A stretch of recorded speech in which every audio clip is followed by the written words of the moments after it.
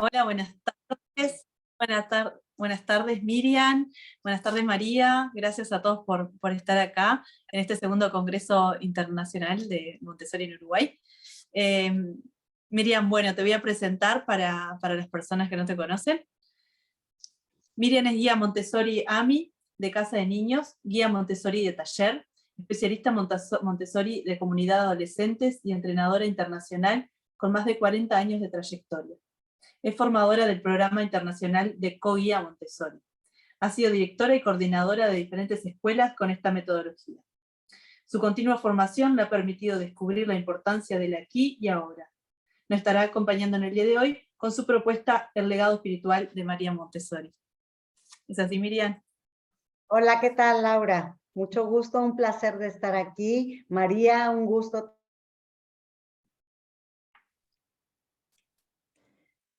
también encontrarme contigo y en este congreso y esperemos que podamos cubrir expectativas, resolver interrogantes de las personas que nos están escuchando.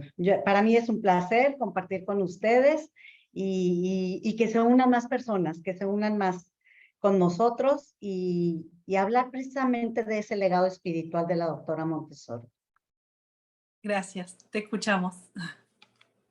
Mira, cuando platicamos, Laura, acerca del Congreso y que me invitabas tú tan amablemente a participar y me diste el tema de que iba a ir relacionado con la educación, con una educación de paz, yo pensé en este título para la ponencia del legado de María Montessori, porque yo en mi persona, les voy a ser honesta, yo siento que ese es su legado. O sea, el legado de ella es esa espiritualidad que, que nos dejó, que ella siempre estuvo abogando por que observemos en el niño esa espiritualidad que ella tanto respeta. Sí, ella nos decía que el método Montessori es intrínsecamente espiritual, ¿sí? No es una metodología. Y espiritual nos estamos refiriendo a, va hacia la persona, ¿sí? La espiritualidad es la vida interior, es lo que nos hace sentirnos plenos, lo que nos hace sentirnos felices, lo que nos hace comprendernos a nosotros mismos. Entonces, la doctora Montessori siempre nos habló de reeducar al adulto, ¿sí? De ver cómo nosotros como adultos vamos creciendo espiritualmente. Y no porque no seamos seres espirituales, lo fuimos perdiendo durante el camino. Los fuimos perdiendo durante el camino y ahora en educación es la necesidad que se observa. El retroalimentarnos nosotros como adultos, el preparar ese ser interior para poder de veras llevar una relación sana con el niño y no desvirtuar lo que es la educación. Y dejar de lado lo que nos decía María Montessori, dejar de lado ese pensamiento de que educar es llenar de conocimientos al niño, como si fuera un envase vacío y hay que saturarlo de conocimientos. Hay una frase que una amiga en una ocasión me mencionó que a mí se me hizo muy real y muy de acuerdo a lo que a lo que vamos a platicar esta tarde, en donde dice, el maestro explica lo que sabe y muestra lo que es. Entonces, si estamos conscientes de esto, ahí está nuestro compromiso de alimentar ese espíritu en nosotros mismos, porque es lo que el niño va a estar observando. Sí, el aprendizaje lo puede aprender de cualquier otra forma, pero la espiritualidad difícilmente, y más si pensamos en el chiquito, que todo lo absorbe. O pensamos en el chiquito que todo lo absorbe, pensamos en la niñez, en la etapa de taller que te sigue, que tiene una fe innata hacia el adulto que está enfrente. Y pensamos en el adolescente que necesita un patrón a seguir, necesita un ejemplo a seguir. Entonces, en cualquiera de las etapas de cualquier ser humano, el llevar a cabo persona, esa espiritualidad, es lo que nos va a permitir podernos relacionar entre humanos, ¿sí? No sé si me explico, no sé si queda claro. Si quisieran ustedes comentar algo.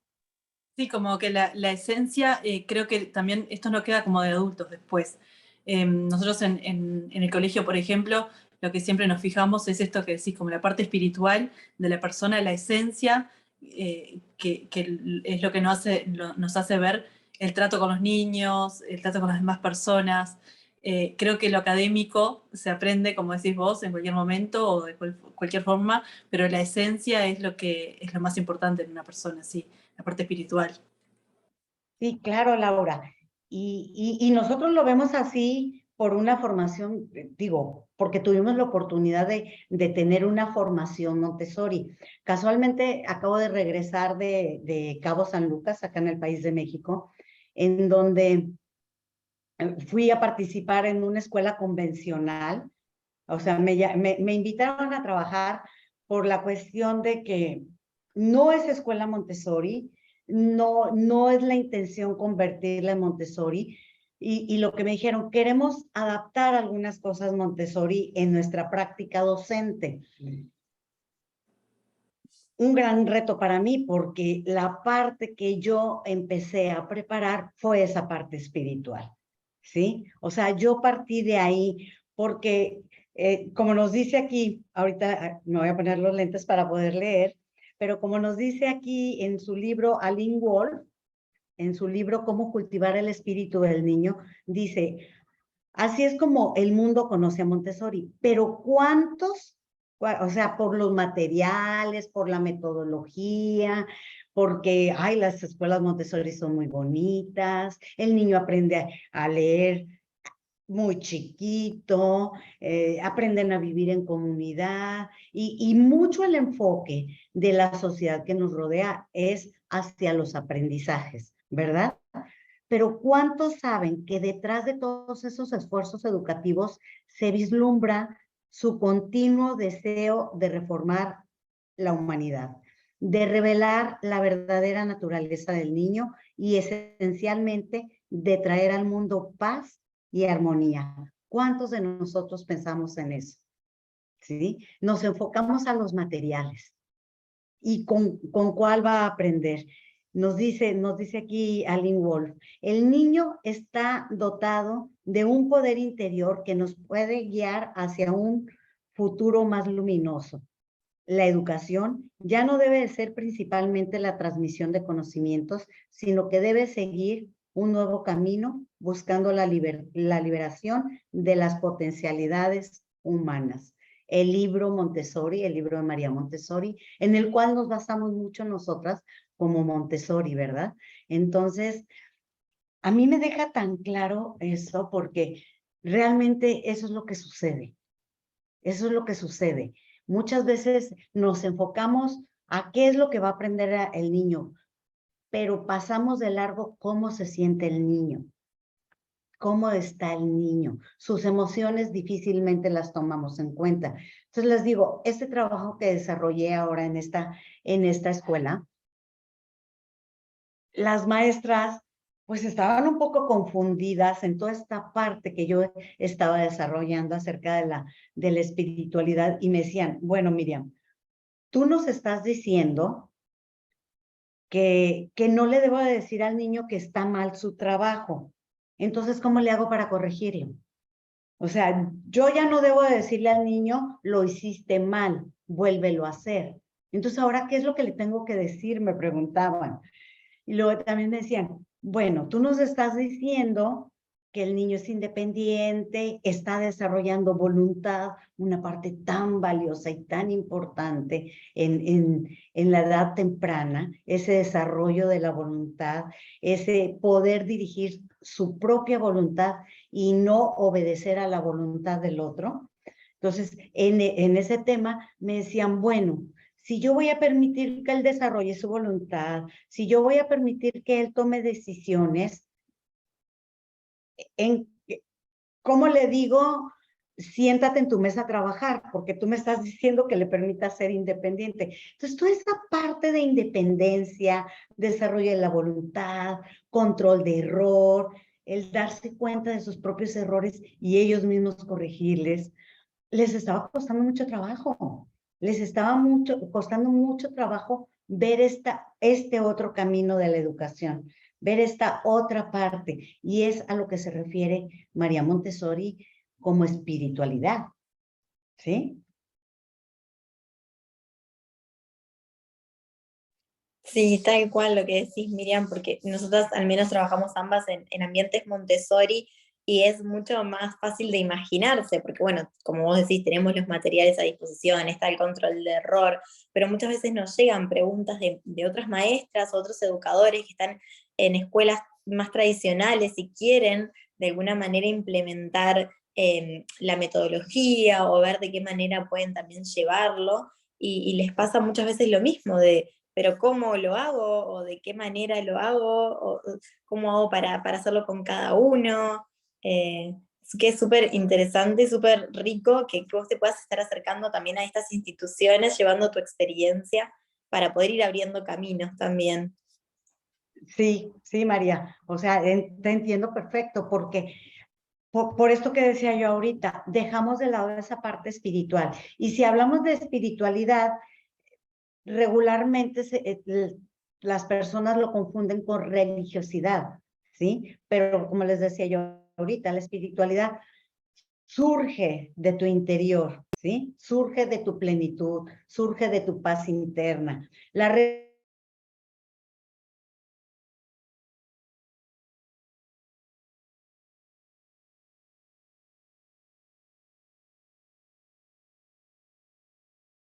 espiritual no quiere decir ser religioso. El ser espiritual es el contacto verdadero con tu interior. Y la doctora Montessori nos lo describe en todo, en toda su, bueno, desde el descubrimiento de su metodología, desde esa observación científica tan profunda que hizo del niño como ser humano y cómo fue desarrollando todo en base a ir conociendo ese interior del niño. Tan es así que su libro El niño, el secreto de la infancia es de lo que nos habla. Trae un secreto el niño adentro, ¿verdad? Lo único que nosotros vamos a hacer es poner campo fértil para que pueda sacarlo. El libro de las potencialidades humanas. El niño viene con todo el potencial. Lo único que vamos a hacer es brindarle el ambiente preparado para que lo pueda desarrollar. Por eso nuestra función de guías y no de maestras, ¿verdad? Entonces, como les digo, para mí, yo veo como legado de María Montessori su espiritualidad. El cómo ella, yo a veces me cuestiono, o sea, qué tan profunda era ella como persona para haber descubierto todo lo que nos dejó. Y qué fortuna la de nosotros que lo dejó ya hecho y nuestro trabajo principal o nuestro único trabajo va a ser crecer en nuestra espiritualidad, reeducarnos como adultos. Único trabajo, pero qué grande, ¿no? Qué reto tan grande, porque ahí es donde está lo difícil. ¿Cómo tenemos nosotros que romper patrones, ¿sí? Trabajaba con esta escuela también en cuanto a las evaluaciones. Bueno, pero si no contestó el examen, o sea, ¿por qué le voy a poner una evaluación alta?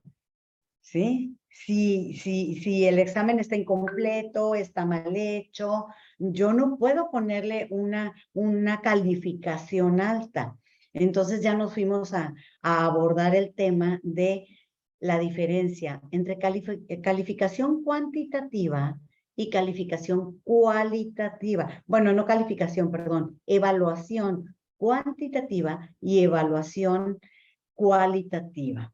La cuantitativa, sí, efectivamente, es un numerito que pones en una boleta pero que no te dice cómo es el niño, ¿sí? No te habla del ser, ¿sí? Te habla, y lo veíamos, y suena fuerte, muchachas, suena fuerte, pero te habla de la memoria que tuvo el niño para memorizar lo que estudió quizá la noche anterior al examen o unas horas, minutos antes del examen. Ese número es de lo que te habla, a lo mejor de la capacidad de memoria que tiene el niño, pero no te habla del ser, no te habla de sus valores, no te habla de sus sentimientos, de sus emociones. Entonces yo les sugería a las maestras, aunque sea a nivel interno, hay que formular una boleta de evaluación cualitativa, en donde podamos llevar un registro de socialmente cómo se desenvuelve el niño, o cosas físicas como motrizmente cómo se desenvuelve el niño, la manera de trabajar en equipo, la manera de expresarse, el cómo es capaz de dar opiniones y defender su punto de vista. Estoy dando diferentes conceptos, váyanlos aplicando a las diferentes edades, ¿sí? De dar su opinión y además poderla defender, me enfoco más a adolescentes, pero esa oportunidad que en los ambientes Montessori sí se observa, de que sean libres, de que sean independientes, de que desarrolle su voluntad, ¿en dónde la registramos? Esa no la estamos registrando en nada. Esa, pues nosotros que estamos en contacto con el niño, la observamos y a veces estamos tan ocupados en el día a día que se nos pasa de largo y no lo observamos. Entonces, si tenemos un registro, una boleta para registrar lo cuantitativo, pues sería conveniente pensar también en una boleta en donde podamos registrar lo cualitativo, el avance a nivel calidad de ser humano, ¿no? Miren, en casa de niños tuve una chiquita que académicamente no tenía ninguna dificultad. Ninguna dificultad tenía la niña, casa de niños. Se desenvolvía perfectamente, aprendió a leer a una edad adecuada, a escribir a una edad adecuada, pero motrizmente sí se le dificultaba. Teníamos periodo de observación de los padres de familia que iban y observaban el trabajo de los niños y tocó la observación de los papás de esta chiquita. Los papás iban muy emocionados, la mamá iba muy emocionada de ver cómo su hija había aprendido a leer, o sea, iba a tener la oportunidad de ver cómo trabajaba su hija con los materiales de lectura, de escritura, de matemáticas, pues porque iba muy avanzada, o sea, realmente iba muy avanzada. Entonces entraron los papás a observar con su hoja de observaciones en la mano. Ellos se sientan en un lugar del ambiente en donde no estorben a los niños y en donde no van a llamar la atención de los niños y van a estar escribiendo sus observaciones y después tienen una entrevista con la guía.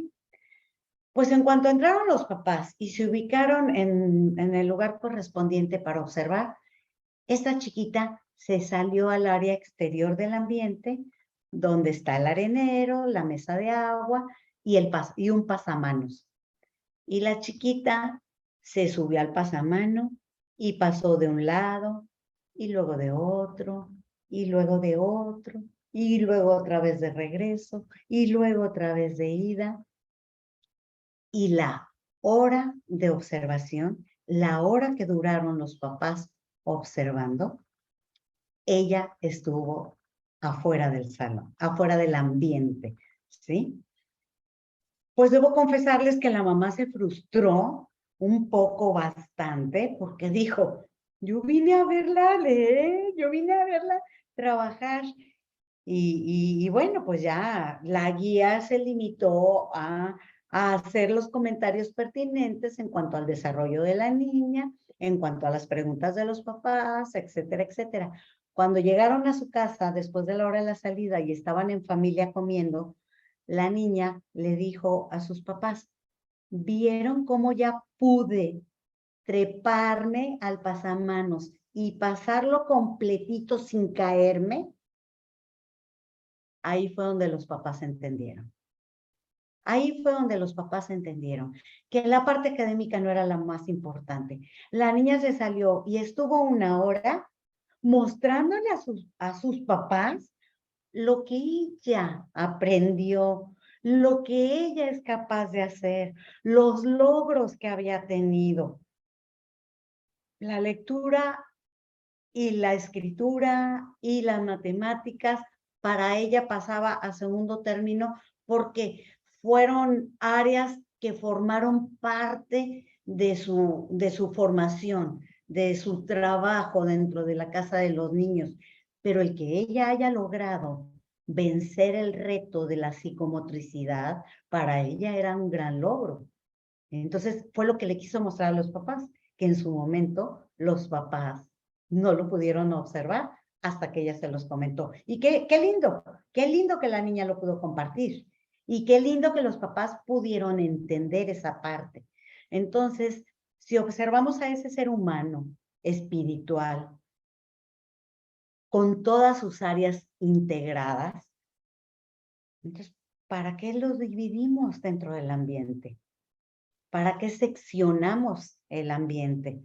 ¿Para qué vemos diferentes áreas de trabajo? ¿O para qué le decimos al niño ahorita que está en arte, que está trabajando algo de arte, para que ahorita es hora de trabajar matemáticas? O que está en música y ahorita es hora de trabajar lenguaje. O que está en vida práctica y le decimos ahorita es hora de leer, ¿sí? A eso se refiere la doctora Montessori con la preparación del adulto. ¿Cómo debemos nosotros prepararnos espiritualmente para entonces poder tener una relación uno a uno con el niño? ¿Sí? Para entonces poder entender qué es lo que el niño nos quiere mostrar y en qué parte nos necesita y en qué parte puede ir solo y en qué parte nada más llevarlo de la mano. No sé si a ustedes les ha pasado algo similar dentro de sus ambientes, algún niño en especial que les venga ahorita en mente.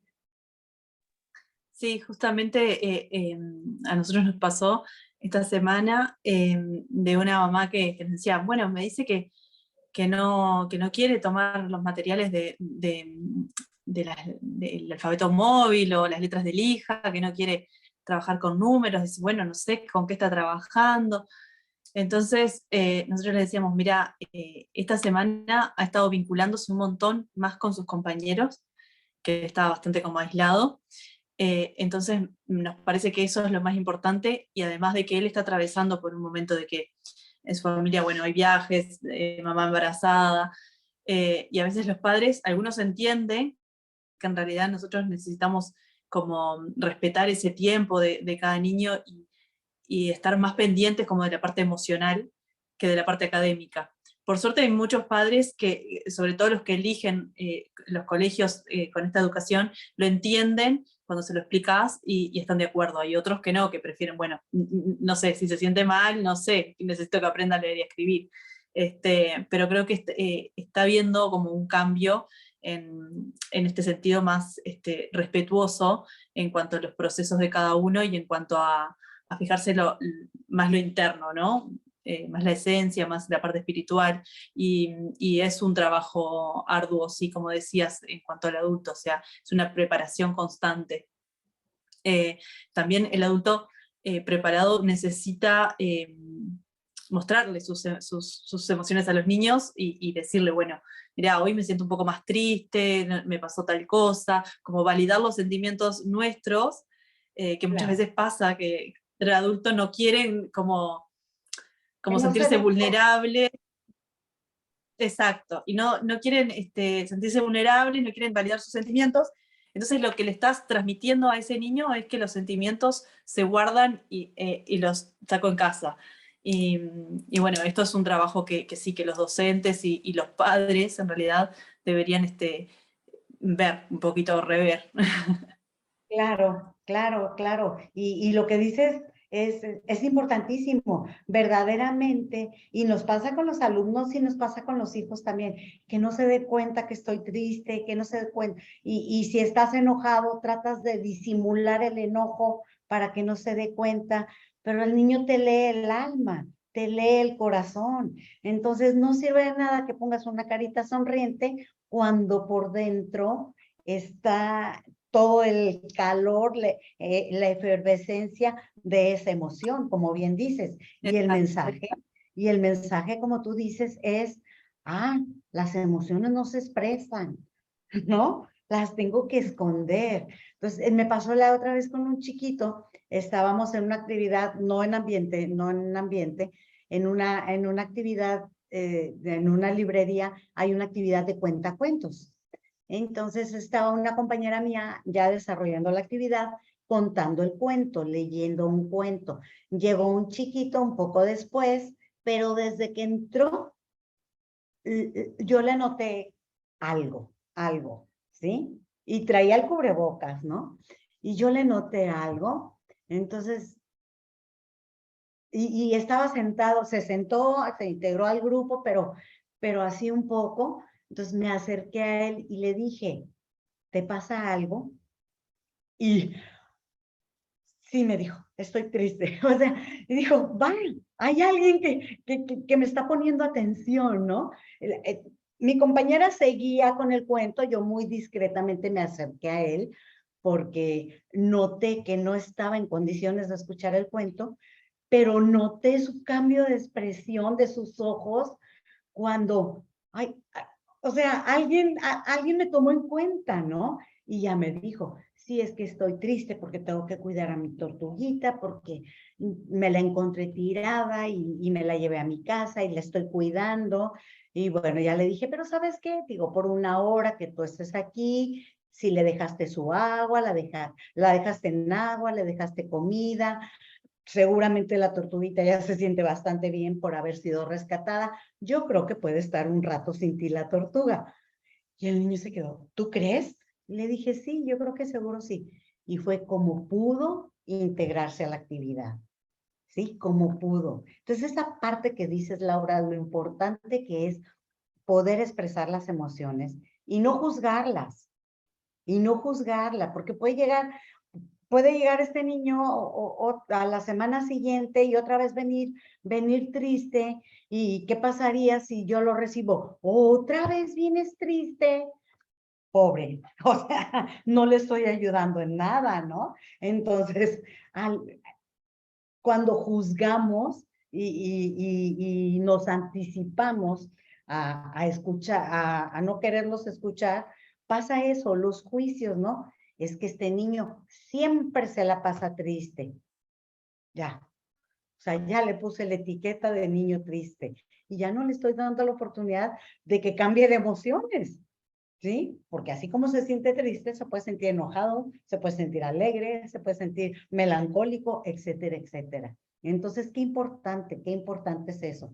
Nos dice también en este libro, Aline Wall, nos dice María Montessori en su libro sobre paz y educación, dice, si la educación reconoce el valor inherente de la personalidad del niño y proporciona un ambiente adecuado al desarrollo espiritual, se nos revela un niño totalmente nuevo, cuyas características sorprendentes con el tiempo pueden contribuir al mejoramiento del mundo.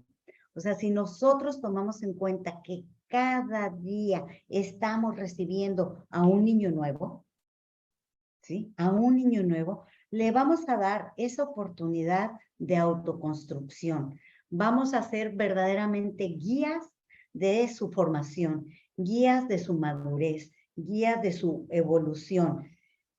Yo les decía, a veces cuando trabajo con maestros, les digo, a veces ya se utiliza como un eslogan muy publicitario, el niño es el constructor del hombre, ¿no? Así como publicitario, ¿no?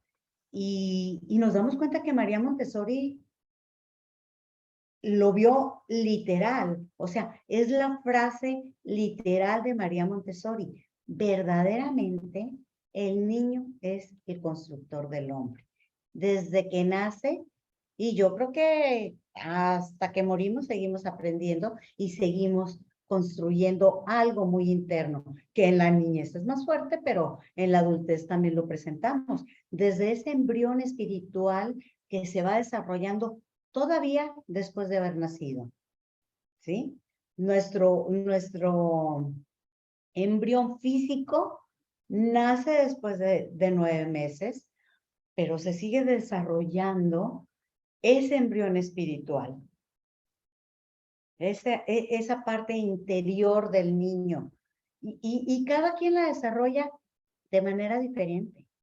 Y cada quien dependiendo del lugar, el ambiente que lo rodea, ¿sí? El hábitat, la cultura también. Pero que tenemos el desarrollo de ese embrión espiritual, lo tenemos todos, todos. Entonces, vuelvo a lo mismo, recalco en lo que empecé. La tarea está en el adulto. Si realmente nos interesa contribuir en la formación del niño, tenemos que estar muy conscientes en transformarnos nosotros mismos y romper patrones, romper paradigmas. Algunos contamos con la fortuna de no haber vislumbrado otro tipo de educación y entramos directo a Montessori, ¿sí? Pero otras personas que tomaron, acá se llama la Escuela Normal Superior de Maestras, pero otras personas que pasaron por la Normal Superior y que recibieron una educación tan, ¿qué les puedo decir? Tan desapegada de la espiritualidad, les cuesta más trabajo romper estos patrones. No con esto quiero decir que otros sistemas de educación sean malos, no. Todos tienen su parte rescatable, de todos podemos aprender algo, pero difícilmente, o no he encontrado yo, o se encuentra difícilmente, una educación que se enfoque en la espiritualidad. No me ha tocado ver, bueno, sí, ver autores que hablen de esta espiritualidad sí me ha tocado, pero que lo apliquen como la doctora Montessori no me ha tocado ver. Y si estamos conscientes de que el niño se va a desenvolver en un ambiente preparado, que ese es otro tema bastante extenso a conversar, ¿verdad? Pero si el niño se va a desenvolver en un ambiente preparado, tenemos que estar bien conscientes que el adulto formamos parte de ese ambiente preparado, ¿sí? No es nada más el ambiente físico. El adulto y la parte psíquica, tanto de los niños como del adulto, forman parte del ambiente preparado. Y para eso, miren, quisiera leerles de este libro, no sé si ya lo conocen, que escribió Marco Zagal y Betsabe Lillo Orellana, ¿sí? El ambiente preparado para la vida, el ser humano como punto de partida, ¿sí? No es la Torre Rosa, no es barras rojas, no es el tablero de multiplicación, no es el ajedrez, no es el punto de partida es el adulto. Y les voy a leer aquí un cachito de la página 25. El título es ¿Cuál es el rol de los adultos en un ambiente preparado? Y les leo esto como para cerrar un poquito el tema, porque podemos hablar de espiritualidad mucho, pero es muy importante saber cuál es el rol que desempeñamos nosotros. ¿Qué es la parte que nos toca hacer? Porque yo les estoy diciendo, como adulto, reedúcate, como adulto, prepárate, como adulto, ajá. ¿Por qué? ¿Cuál es el rol que tú desempeñas? Y dice, según nos explica María Montessori, en su libro El niño, el secreto de la infancia, en 1936, el niño observa las cosas apasionadamente y es atraído por ellas, pero le atraen más todavía los actos de los adultos. El niño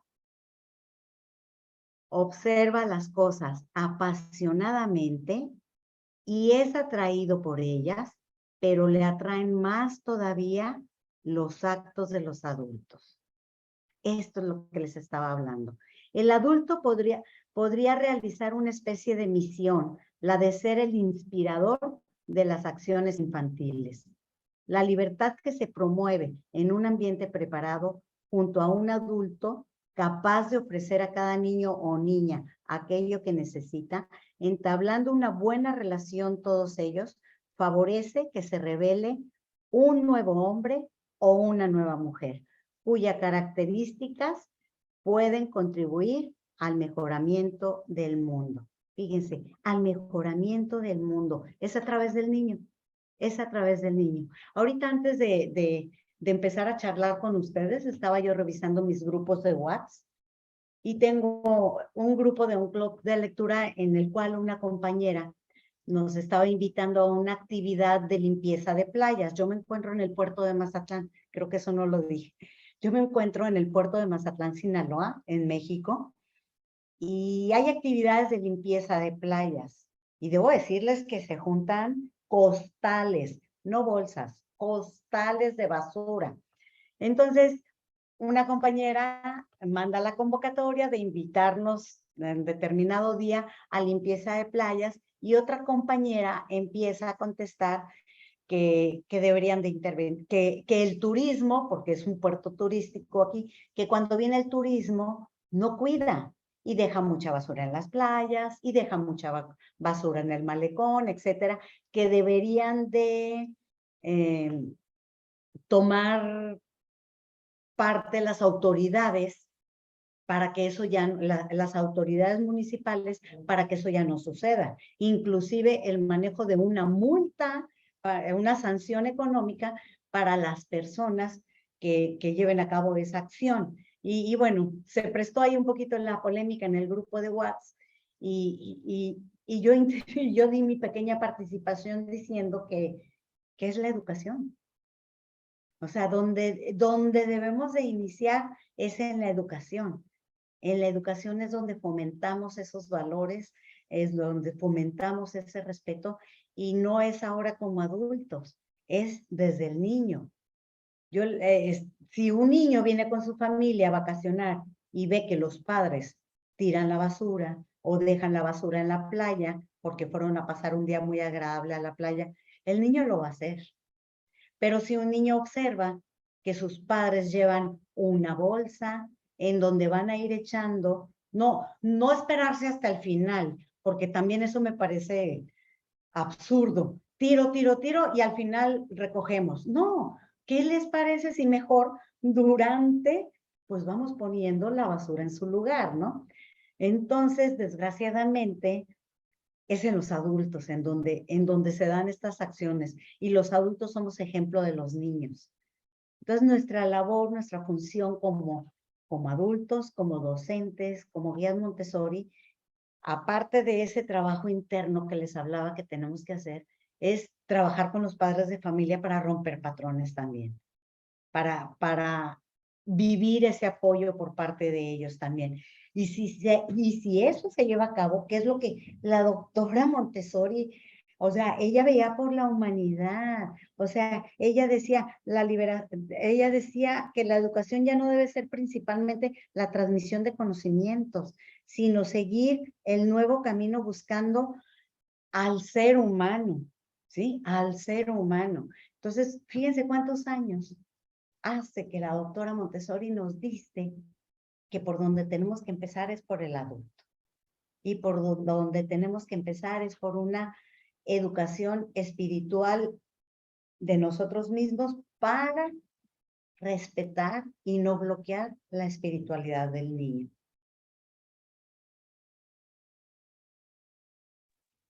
Sí, tal cual, Miriam, un placer escucharte, la verdad.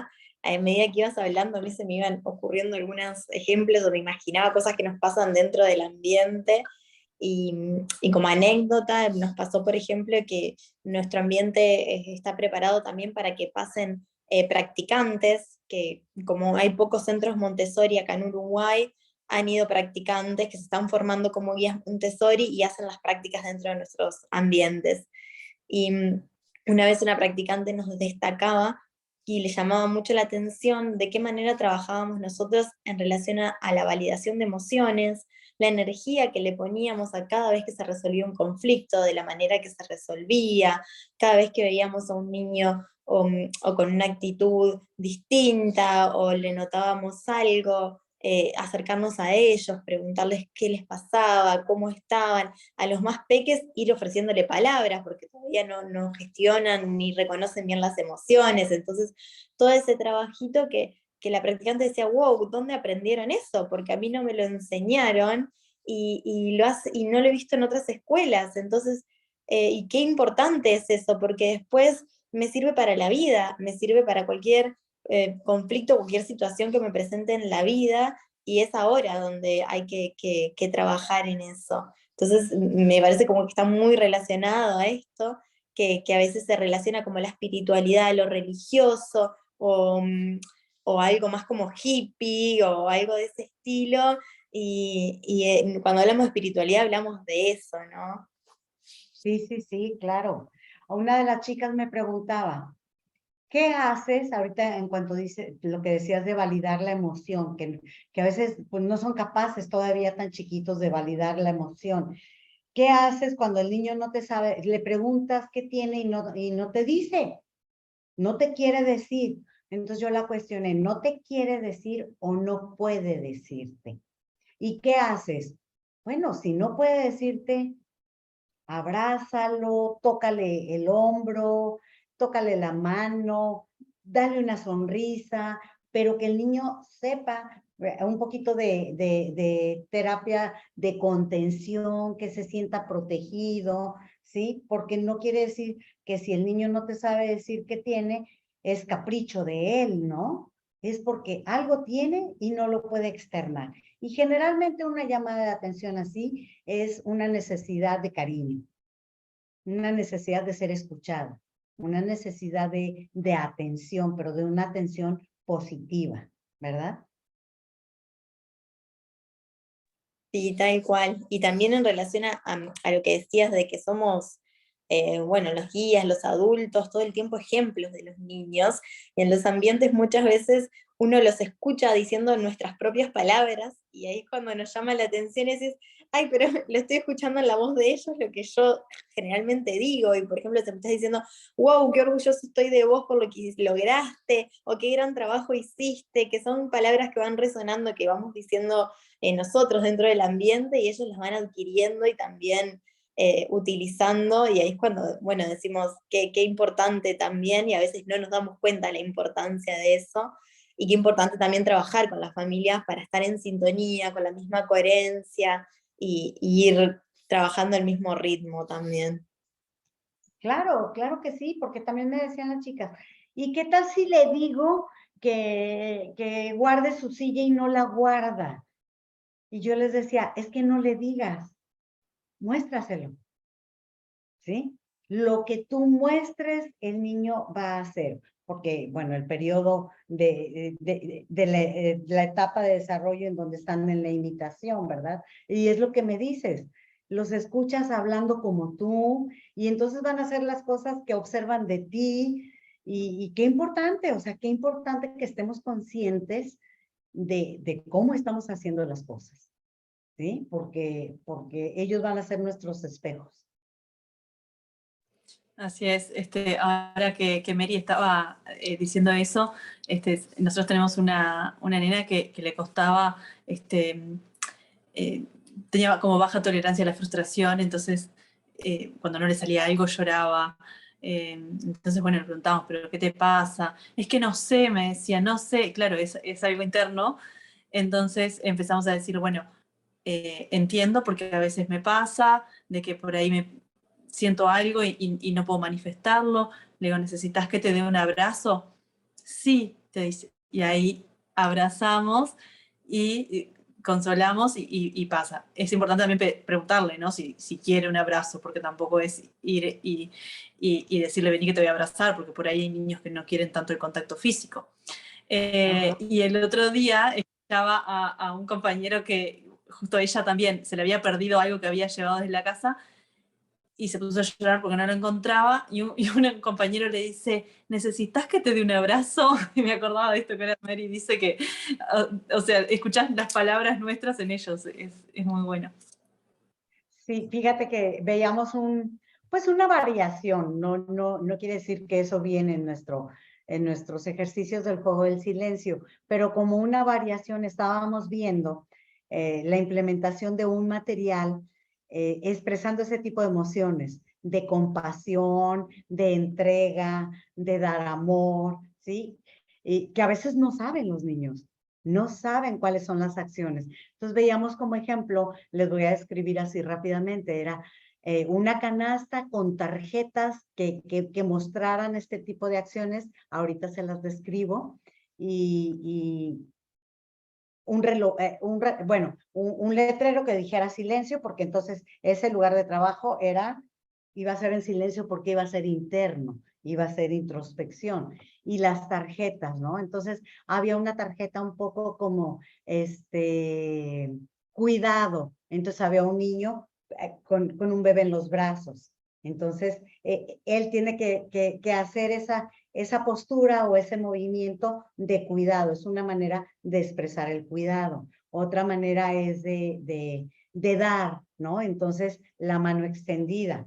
Y otra de recibir también, que también generes esa acción que va dentro de las emociones que tampoco estamos muy acostumbrados, o nos vamos a los extremos, queremos recibir más que dar, ¿sí? Entonces también el de recibir, o también el de amor. Entonces había la imagen de un chiquito así, abrazándose.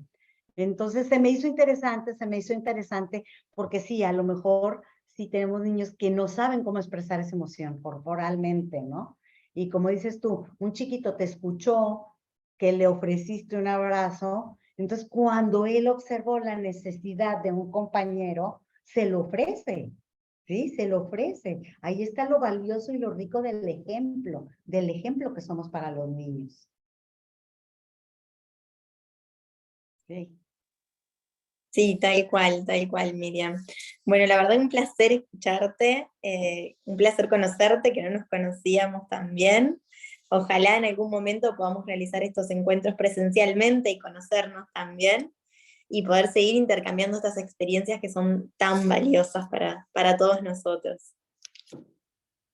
Claro, yo les agradezco mucho, María, Laura, a la organización Montessori de Uruguay, el haberme invitado, el tomarme en cuenta para participar en este congreso con ustedes y poder seguir sembrando semillitas, seguir sembrando, que aunque no nos toque cosecharlas directamente a nosotros, sabemos que van a dar fruto y un fruto dulce que el mundo lo va a apreciar mucho.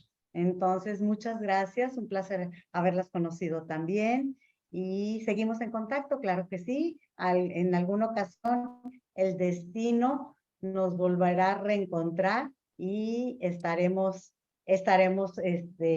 conociéndonos presencialmente, claro que sí.